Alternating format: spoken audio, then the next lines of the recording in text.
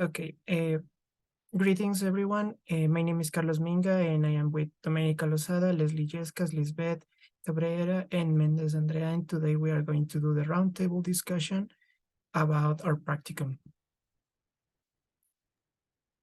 Okay, I'm going to start. Currently, I am doing practicum in a private school located here in Cuenca, Ecuador. And I would like to talk about an external problem that has really had a big influence in my teaching experience. This private school is based in a religious, they are Catholic, so they really base their classes based on this Catholic religion. So all the classes have to be kind of related to something about religion, but what has really had an impact is that they have masses like almost every day, and these masses last between 1 and 2 hours. So for example, in the two last weeks, I was in charge of the class because my teacher in charge was on a trip, so I was in charge, and on those weeks I had to take an unit 7 test. So it was like the most important week. But as I told you, they had masses like every day and they didn't have classes. So I didn't find the time to take the test. And as it is a private school, they are really like, I had to upload the grades without any excuse. So I really had a bad time trying to have like almost 5 minutes to take them the test. I even asked them other teachers to give me the time to take the test or in the races, but it was really hard. And at the end, some of the students I work with, sixth grade, they took the test, but they didn't have any practice. I mean, they just had like 1 week in which I introduced the topic, and then they didn't have classes because they had to attend masses. And then they took the test because it was mandatory for me to take the test and upload the grades. So it was something really bad for the girls and for me also. So what do you think? Have you experienced something like that in your school? So what do you think?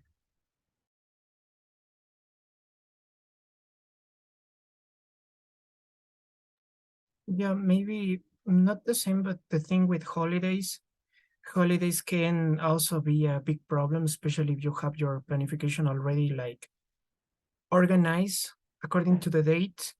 And sometimes this could be very difficult. And I think maybe if you talk with the teacher or maybe the director of the English subject, they could give you some alternatives on when to take these exams. But I don't know. What do you guys think? I think that it's understandable that that the school is religious, but I think they need to balance because I think their prior should be the students learning, and maybe they could be just at 1 month for per week, and the other hours for the teachers to take exams, teach, and apply practice. I think so.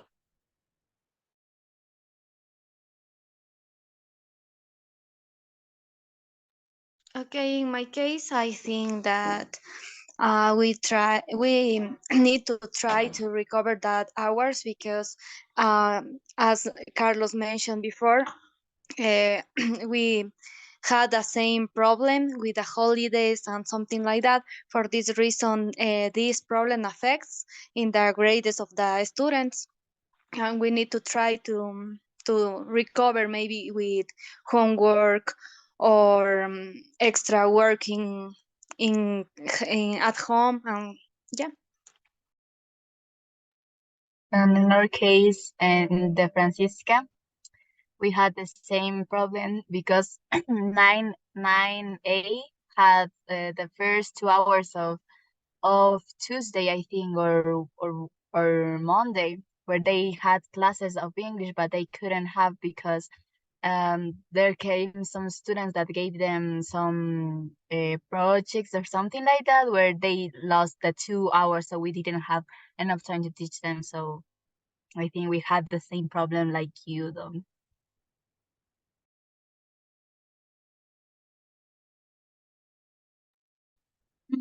Thank you for your comments. I agree with you. I think that it's okay that the school has its values, but I think it should, as Lisbeth mentioned, there should be a balance, and they should like respect the planification even more when they have to take a unit test, which are the most important. So yeah, thank you.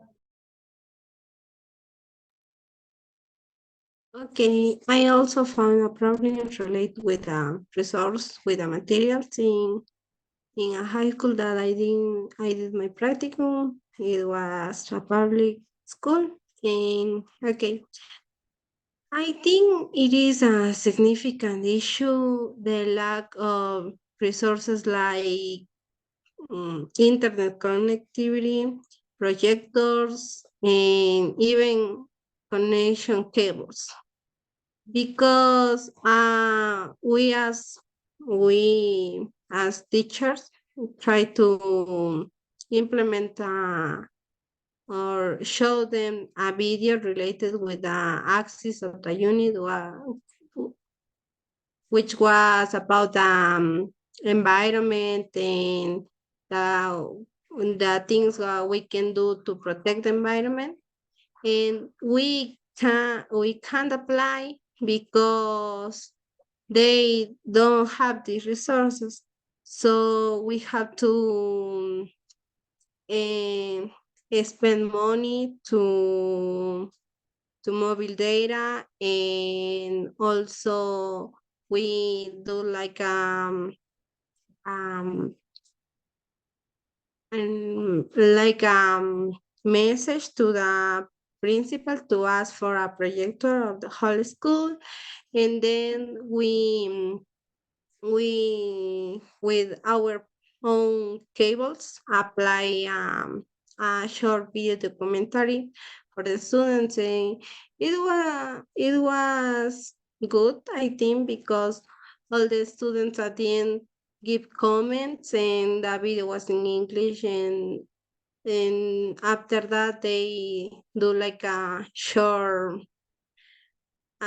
zoom about the video, and also a draw, and yeah. And I think the school need to get the resources. What do you think? Yes, Lisbeth, I agree with you. I think this is a current problem when you work in mainly public schools. This is something that I have seen before, and from from us, from our us as from us as teachers, there's nothing like we can do. We cannot give a solution because it's not easy to get sources or digital tools for the kids. So what I recommend is that you adapt the classes to with materials that you can provide to the children, even though it will be like expensive from you, that you will have to buy the materials and so on. I think it will be easier for the kids to have those physical materials and things with crafts and these things, but it is a big problem that they don't have adequate resources. Well, in our case, in the Francisca Davila, they had the resources, but some classrooms they didn't have because they were broken or they didn't work.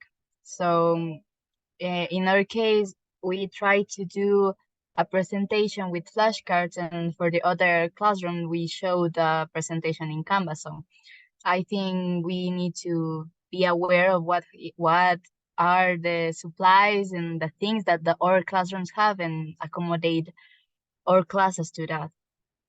Say.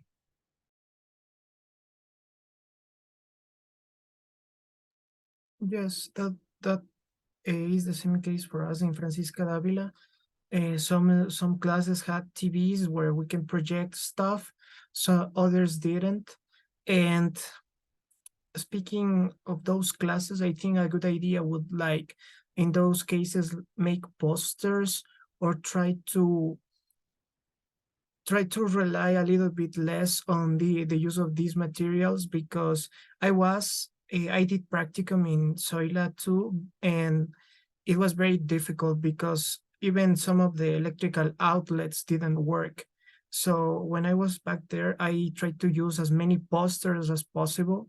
So I didn't rely on any audiovisual materials. It wasn't the best thing because, those offer the interactivity, but we tried to do as best as we could. Okay, in my case, I think that the resources in class is so important for the learning of the students. For this reason, I am going to tell you a short experience when I was doing my practicum in Manuel J. Calle School in fourth grade. They collect money. The parents of the students collect money to buy it a projector. And yeah, I think that is a good way if the parents of the children want. Okay, thank you guys. I agree with you.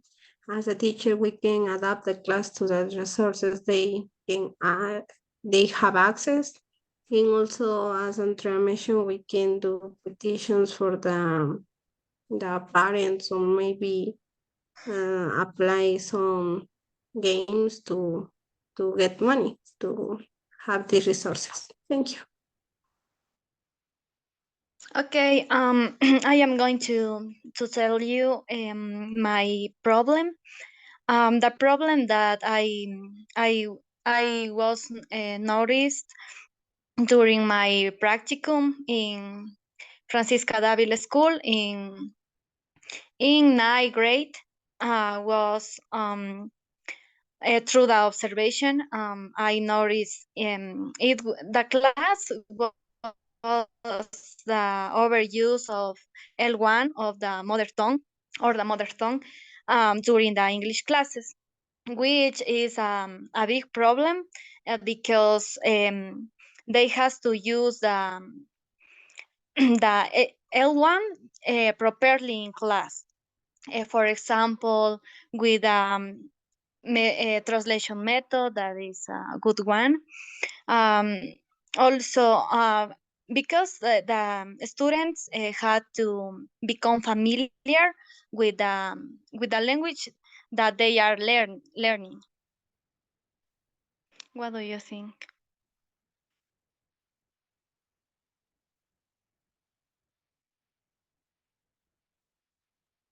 Yeah, well, L1 use will always be a problem, and and there are some strategies, but I think you need to try to aim for students to understand you. Maybe a thing that I probably could have done, is like try to mimic all the things that I'm trying to convey, maybe a meaning or a direction or something. And also, I don't know, try to apply any strategies. Do you guys know about any strategies to prevent the use of L1? Yes, I had a similar project like Andrea, but in my case, I put the strategies there what we are going to use. In this case, in my case, I am going to apply fill in the blanks with a box where they need to translate and they will learn. For this case, I have one strategy that is fill in the blanks with reading and listening. But as I was aware, they had a teacher that was called Sams. He was an American, but he tried to talk just in English, but they were just so lost. Also, some of the kids told me, "Teacher, what is he saying? Because I don't know what he's saying." So it's very difficult for us to use the English, and in this case, we should we should do more mimics or bring some flashcards to let them know what we're talking about.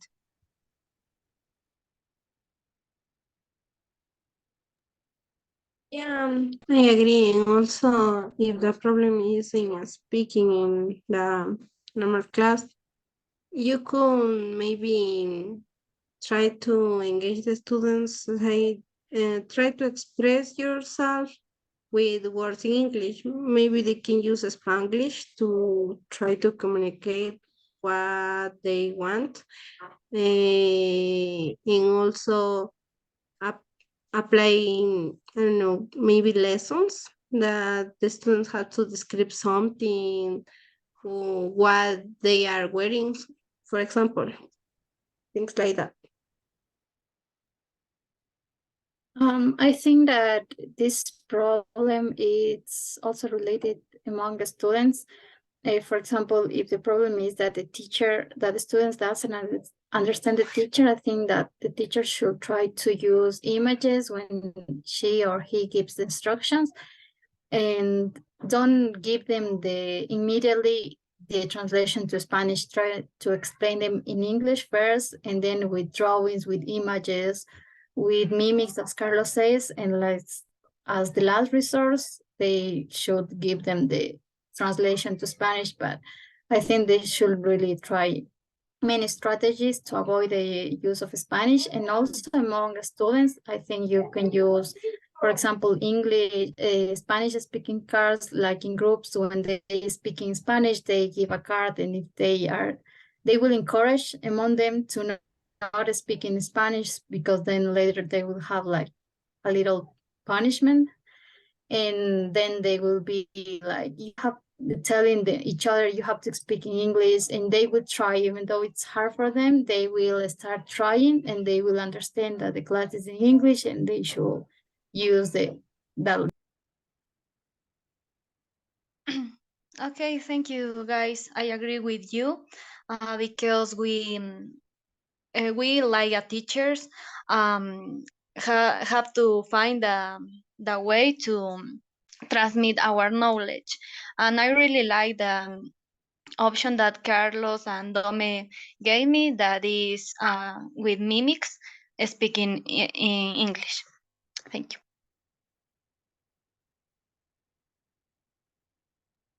Okay, and in my case, it's something related to the translation method. Mine is focused on the grammar translation method, but to use it in a right way. In this case, I could see that the teacher gave them a reading where they needed to translate everything, but doing from English to Spanish. So they were just using the translator or just the dictionaries, but they weren't aware what they were writing or learning. They just did it for the points and give it for half the grade. So in my case, I try to apply methods where we can apply this, but in a better way. But it's very difficult because the students don't want to learn, and they are also just translating and they forget the word at that time. So that is my problem. What do you think?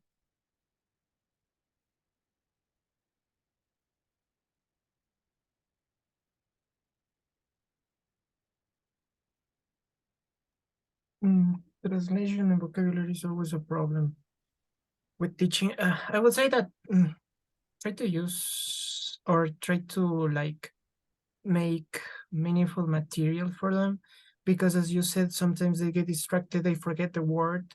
But if they see this word or this vocabulary, this grammar being applied in a real life activity, maybe they can like be more aware, like say, oh, so these words, this grammatical structure has a real use in my life. I won't forget it that easily. But I don't know, what do you guys think? Yes, I think that for making them to acquire the vocabulary, to make them to remember later, not only in that class, I think you have to make them to like make a connection between the vocabulary they're learning and with real objects, with real things. It also, you can use TPR, for example, if topic is about body parts. so they can touch like their head and something like that. So they won't forget the word because they are already making a connection in their brain, and they are making a cognitive process, and they are not just like memorizing the word just for the moment. So that's my suggestion. I agree with Domi. TPR is a good option, and also to teach vocabulary, we could use pictures and relate with word in the students main connection between the word and the picture, and we I think we need to avoid translation, because in the students don't learn something in a deeply way. Okay, in my case, I agree with Carlos because in a real life, using that words, for example, with a role play or dialogues, um, for the students could memorize not for the moment, using in a real life. Yeah. Okay, thank you so much, guys. I am going to take into account what you said, and I am going to apply those activities. Thank you. Thank you guys for your suggestions. That will be all. Thank you. Yes, I think that will be all. Thank you so much. And thank you, teacher, for our roundtable. See you. Bye.